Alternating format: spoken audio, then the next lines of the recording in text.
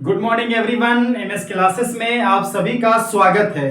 हम लोग पढ़ रहे हैं 10th क्लास का मैथ और 10th क्लास के मैथ में हम लोग पढ़ रहे हैं फर्स्ट चैप्टर नंबर सिस्टम।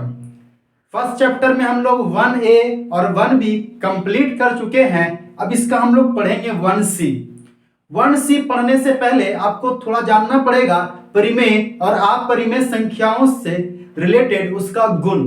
हम लोग पिछले क्लास में पढ़ चुके हैं कि परिमेय संख्या किसे कहते हैं, अपरिमेय संख्या किसे कहते हैं। परिमेय संख्या और अपरिमेय संख्या का समुच्चय ही वास्तविक संख्या कहलाता है। फिर भी एक बार रिवीजन करते हुए हम लोग आगे बढ़ेंगे। तो आइए स्टार्ट करते हैं। परिमेय संख्या, एक है परिमेय संख्या, इसको इंग्लिश में बोलते हैं रेशनल नंबर, और दूसरा है अपरिमेय संख्या। हमने बहुत सारे संख्या के बारे में आपको बता चुके हैं। अपरिमेय संख्या सुनिएगा, नाम ही से क्लियर है। परिमेय संख्या हमेशा P बटा Q के रूप में रहता है। यह जब भी रहेगा तो बटा के रूप में रहेगा। यह जब भी रहेगा तो P बटा Q के रूप में रहेगा, लेकिन इसका शर्त कहता है कि नीचे यानी Q का मान कभी भी 0 के बराबर नहीं होना चाहिए। Q का मान 0 के बराबर नहीं होना चाहिए और P और Q का जब मसा निकाले तो इसका मान 1 आना चाहिए। P एंड Q का मसा कितना होना चाहिए? 1 होना चाहिए। परिमेय संख्या होने के लिए 3 शर्त है। पहला कहता है कि यह P बटा Q के रूप में होना चाहिए, यानी जब भी होगा तो बटा के रूप में होगा, लेकिन Q का मान नीचे कभी भी 0 नहीं हो सकता है। और P और Q का जब मसा निकालेंगे, जो ऊपर संख्या होगा जो नीचे संख्या होगा, जब दोनों का मसा निकालेंगे तो उसका वैल्यू 1 आता है।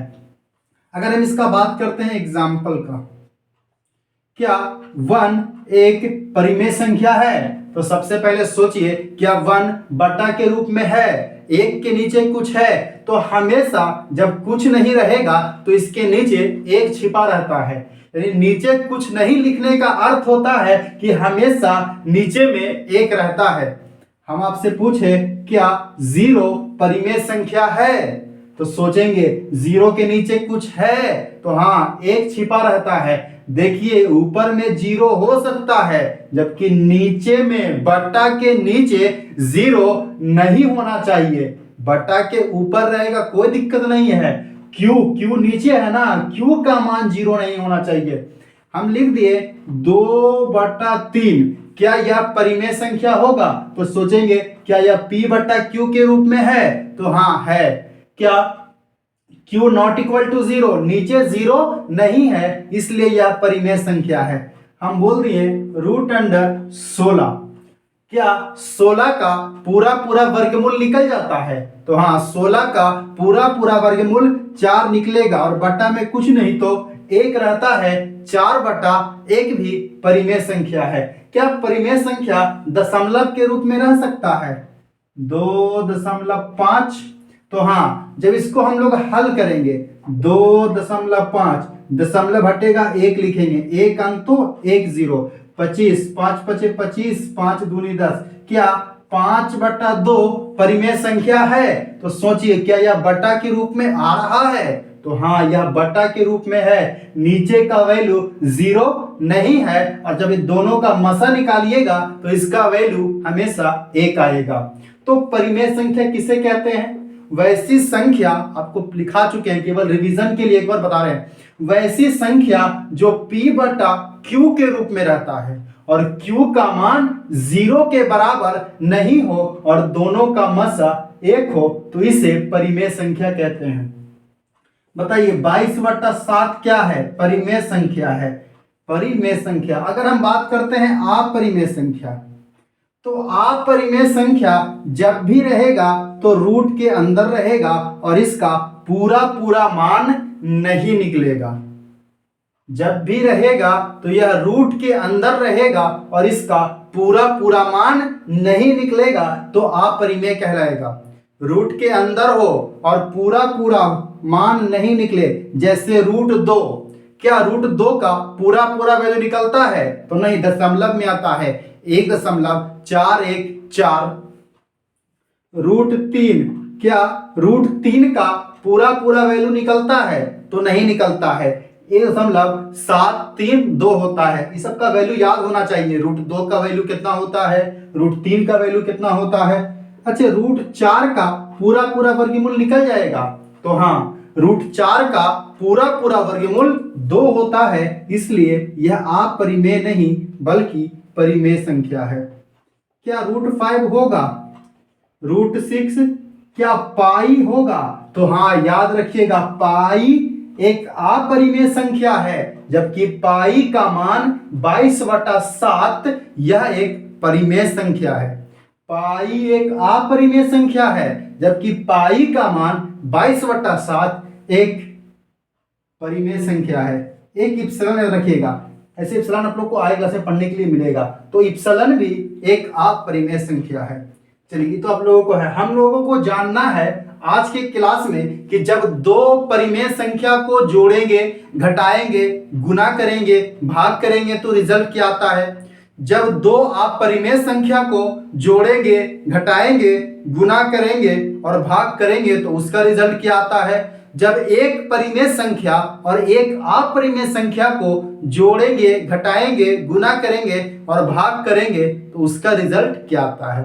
ये तो रिवीजन कर दिए। अब हम लोग को जो चैप्टर पढ़ना है उसमें जानना है दो परिमेय संख्याओं का जोड़ घटाव गुना भाग, दो अपरिमेय संख्याओं का जोड़ घटाव गुना भाग, और एक परिमेय संख्या और एक अपरिमेय संख्या का जोड़ घटाव गुना भाग। तो आइए स्टार्ट करते हैं। अगर हम लिखते हैं परिमेय प्लस परिमेय,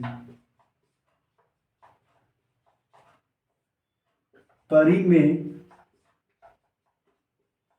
माइनस परिमेय, परिमेय गुना परिमेय,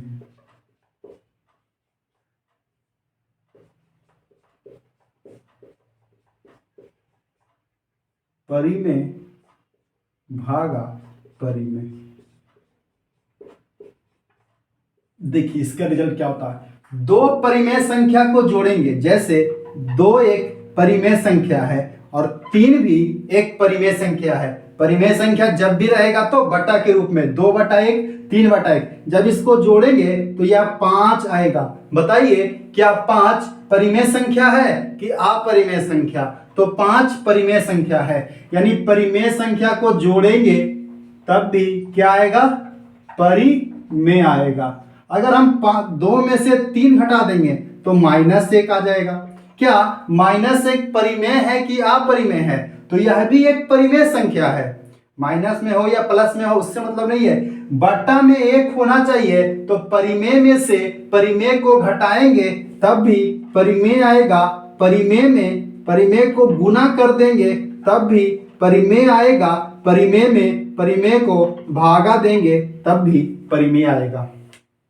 यानी दो परिमेय संख्याओं का रिजल्ट हमेशा, दो परिमेय संख्या को जोड़ दीजिए, घटा दीजिए, गुना कर दीजिए, भाग कर दीजिए, उसका मान में कोई परिवर्तन नहीं होता है। यानी दो परिमेय संख्या को जोड़ेंगे, घटाएंगे, गुना करेंगे और भाग करेंगे तो हमेशा परिमेय होगा। परिमेय जोड़ परिमेय बराबर परिमेय, परिमेय माइनस परिमेय बराबर परिमेय, परिमेय गुना परिमेय बराबर परिमेय और परिमेय भागा परिमेय बराबर परिमेय। दो को परिमेय मिलाएंगे तो रिजल्ट भी क्या आएगा, परिमेय आएगा। इसको नोट कीजिए। तो अब चलते हैं एक परिमेय और एक अपरिमेय।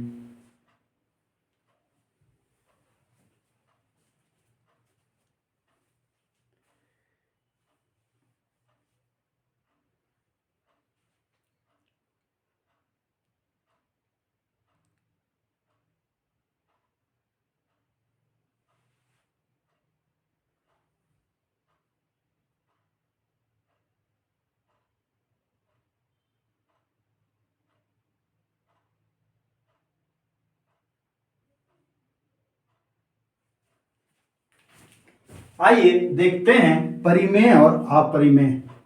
चलिए हम इसी को कर देते हैं आ।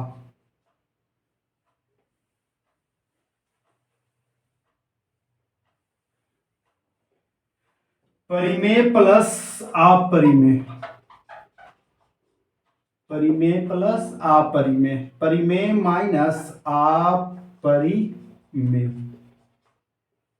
परिमेय गुना अपरिमेय और परिमेय भागा अपरिमेय। ध्यान से सुनिएगा,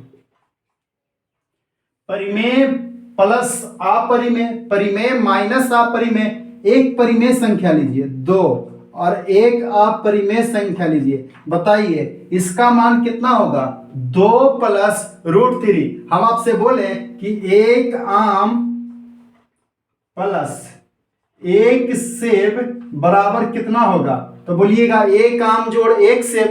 यानी ये तो जुट नहीं सकता है, ये अलग है, इसका जाति अलग है, इसका जाति अलग है, तो जुटेगा हमेशा सेम जाति में। यानी यह भी अगर परिमेय है और यह भी परिमेय है तो जुट जाएगा। तो परिमेय जोड़ अपरिमेय, अगर हम बात करते हैं परिमेय माइनस अपरिमेय, अगर 2 में से √3 को घटाएंगे तब एक आम में से एक सेब को घटाइएगा तो रिजल्ट यही आएगा, एक आम माइनस एक सेब। तो यह भी घटेगा नहीं, सेम रह जाएगा। तो परिमेय जोड़ अपरिमेय अपरिमेय होता है, परिमेय माइनस अपरिमेय भी अपरिमेय होता है। आइए हम इसका गुना करते हैं, 2 गुना √3, तो 2√3, इसको गुना में ऐसे लिख सकते हैं। इसका मतलब ये होता है 2 गुना √3 और यह भी एक अपरिमेय संख्या है। लेकिन अगर हम इसी को 0 से गुना कर दें तो पूरा वैल्यू 0 हो जाएगा। यानी परिमेय संख्या का गुणनफल अपरिमेय भी होगा और परिमेय भी होगा। परिमेय केवल एक ही कंडीशन में होगा जब 0 लेंगे। इसी तरह अगर हम भागा देते हैं 2/√3 और 0/√3, इसका वैल्यू तो 2/√3 आएगा, लेकिन 0 बटा कुछ भी 0 होता है। तो हम लोग 2 चीज सीखें कि परिमेय और अपरिमेय का जोड़ परिमेय होता है, अपरिमेय होता है और घटाव भी अपरिमेय होता है। जोड़ और घटाव परिमेय और अपरिमेय का अपरिमेय होता है, लेकिन गुना और भागा पर अपरिमेय और परिमेय दोनों होता है। गुना और भागा एक परिमेय संख्या और एक अपरिमेय संख्या का गुना और भागा परिमेय और अपरिमेय दोनों होता है। तो परिमेय का जोड़ घटाव, परिमेय और अपरिमेय का जोड़ घटाव अपरिमेय होता है, लेकिन इसका गुना भागा परिमेय और अपरिमेय दोनों होता है। गुना भागा परिमेय भी होता है और अपरिमेय भी होता है। यानी लिख सकते हैं परिमेय या अपरिमेय। अब कंडीशन है कि वो अंक क्या है। अगर 0 आ जाएगा परिमेय संख्या में तो वो परिमेय रिजल्ट देगा, 0 के अलावा कुछ भी आएगा तो वह अपरिमेय देगा। यही कंडीशन है, अगर परिमेय संख्या में 0 आएगा तो वह परिमेय देगा और 0 के अलावा कुछ और आ जाएगा तो अपरिमेय देगा। एग्जाम में क्वेश्चन कैसे पूछेगा? शून्य परिमेय और अपरिमेय संख्याओं का गुणनफल होता है। जब बोल दिया एक क्वेश्चन में कि शून्य परिमेय, यानी वैसा परिमेय जो शून्य हो, तो जब शून्य परिमेय और अपरिमेय का गुना कीजिएगा तो रिजल्ट परिमेय आएगा। इसको नोट कीजिए। तो अपरिमेय को देखते हैं कि अपरिमेय में अपरिमेय को जोड़ेंगे तो क्या होगा, घटाएंगे तो क्या होगा।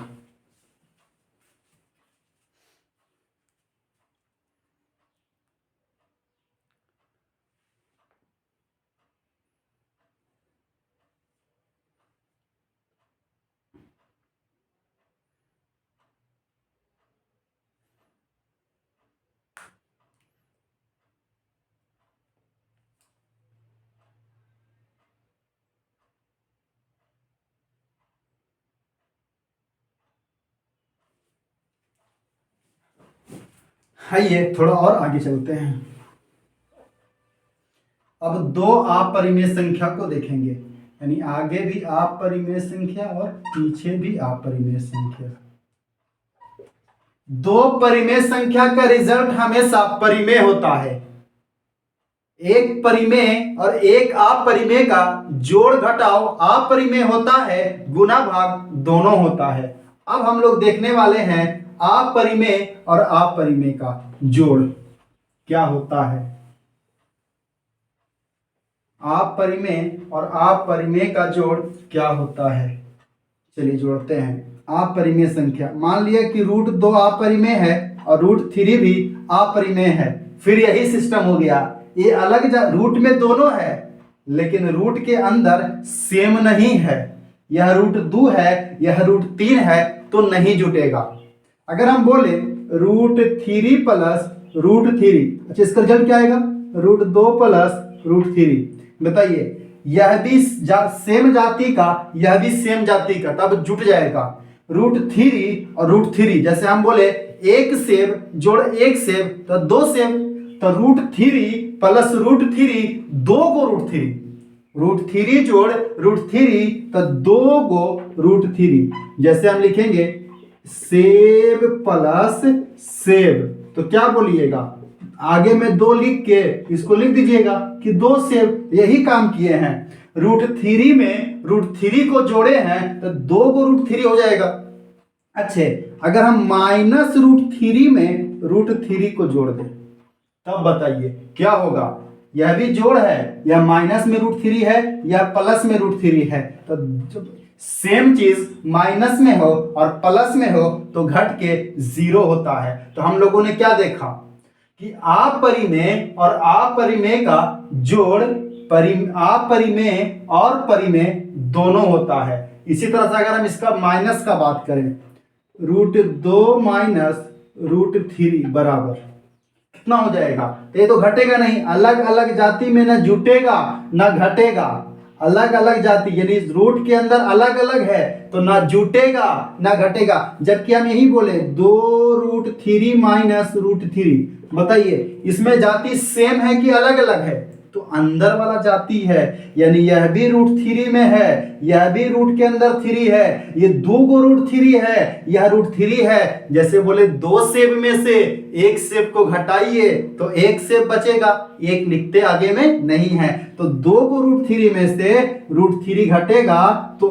एक √3 बचेगा। आगे में गुना में एक छिपा रहता है, जैसे बटा में छिपा रहता है वैसे गुना में छिपा रहता है, आगे में प्लस का चिन्ह छिपा रहता है। अच्छा, हम बोले √3 में से √3 को घटाइए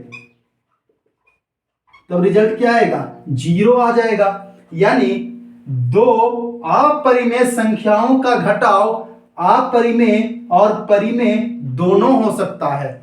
हम लोग हर कंडीशन में बात करेंगे। अगर हम दो अपरिमेय संख्या को गुना करें, √2 गुना √3, ध्यान रखिएगा जोड़ घटाव में जाति सेम होना चाहिए, गुना में बिना जाति के भी गुना हो जाता है। तो √2 में √3 से गुना करेंगे √6 आएगा।